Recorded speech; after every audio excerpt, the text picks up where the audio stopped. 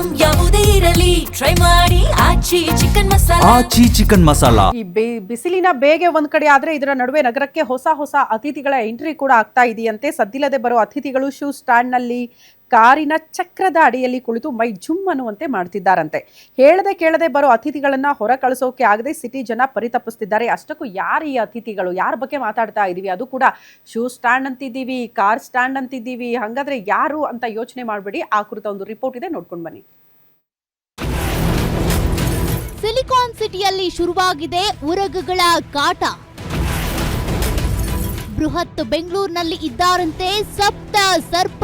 Concrete ನಾಡಾಗ್ತಾ ಇದ್ದಂತೆ ಹಾವುಗಳ ಆವಾಸ ಸ್ಥಾನಗಳು ನಾಶವಾಗ್ತಿವೆ. ಹೀಗಾಗಿ ಸ್ವಲ್ಪ ತಂಪು ಕಂಡ್ರು ಹಾವುಗಳು ಅಲ್ಲಿಗೆ ಓಡಿ ಬರ್ತಿವೆ. ಇದೀಗ ಬೇಸಿಗೆ ಆರಂಭವಾಗಿದ್ದು ಬಿಸಿಲಿನ ತಾಪ ಹೆಚ್ಚಾಗ್ತಿದೆ. ಹೀಗಾಗಿ ತಂಪು ಜಾಗ ಹುಡುಕುತ್ತಾ ಹಾವುಗಳು ಈಗ ಜನರ ವಾಸ ಸ್ಥಳಗಳಿಗೆ ಲಗ್ಗೆ ಇಡ್ತಿವೆ. ಶೂ ಸ್ಟ್ಯಾಂಡ್ಗಳು, ಚಪ್ಪಲಿ ಸ್ಟ್ಯಾಂಡ್, ಪಾರ್ಕಿಂಗ್ ಮಾಡಿರೋ ಕಾರು ಹಾಗೂ ಬೈಕ್ ಅಡಿಭಾಗದಲ್ಲಿ ಸದ್ದಿಲ್ಲದೆ ಹಾವುಗಳು ಅಡಗಿ ಕೂತಿರ್ತವೆ. ಮೇ ಮತ್ತು ಜೂನ್ ತಿಂಗಳು ಹಾವುಗಳು ಮೊಟ್ಟೆಯಿಟ್ಟು ಮರಿ ಮಾಡುವ ಕಾಲವಾದ್ದರಿಂದ ಸದ್ಯ ನಗರವಾಸಿಗಳಲ್ಲಿ ಹೊಸ ಭೀತಿ ಶುರುವಾಗಿದೆ.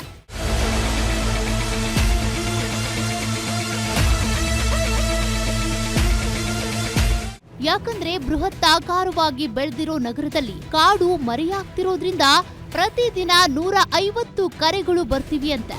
ಜಿಬಿಎ ವ್ಯಾಪ್ತಿಯಲ್ಲಿ 369 ವಾರ್ಡ್ಗಳಿದ್ರೂ ಉರಗ ರಕ್ಷಕರ ಸಂಖ್ಯೆ ಮಾತ್ರ ಬೆರಳೆಣಿಕೆಯಷ್ಟಿದೆ. ಇದು ಜಿಬಿಎ ಬೇಜವಾಬ್ದಾರಿತನಕ್ಕೆ ಹಿಡಿದ ಕನ್ನಡಿಯಾಗಿದೆ.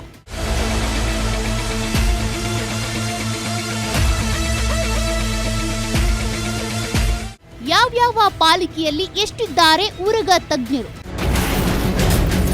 ಪಶ್ಚಿಮದಲ್ಲಿ 112 ವಾರ್ಡ್ಗಳಿದ್ದು ಉರಗ ತಜ್ಞರು ಇಬ್ಬರಿದ್ದಾರೆ. ದಕ್ಷಿಣದಲ್ಲಿ 72 ವಾರ್ಡ್ಗಳಿದ್ದು ಇಬ್ಬರು ಉರಗ ತಜ್ಞರಿದ್ದಾರೆ. ಪೂರ್ವದಲ್ಲಿ 50 ವಾರ್ಡ್ಗಳಿದ್ದು ಕೇವಲ ಓರ್ವ ಉರಗ ತಜ್ಞರಿದ್ದಾರೆ. ಕೇಂದ್ರದಲ್ಲಿ 63 ವಾರ್ಡ್ಗಳಿದ್ದು ಓರ್ವ ಉರಗ ತಜ್ಞರಿದ್ದಾರೆ.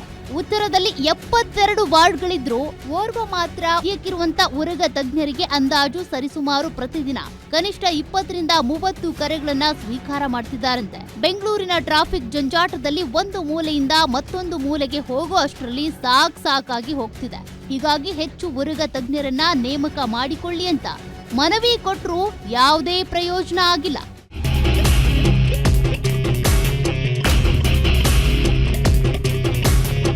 ಇನ್ನು ಅವರಿಗೆ ಕೊಡ್ತಿರುವಂತ ಗೌರವ ಧನ 18,000ವಿದ್ದು 3 ತಿಂಗಳಿಗೋ 6 ತಿಂಗಳಿಗೋ ನೀಡುವ ಕೆಲಸ ಆಗ್ತಿದೆ.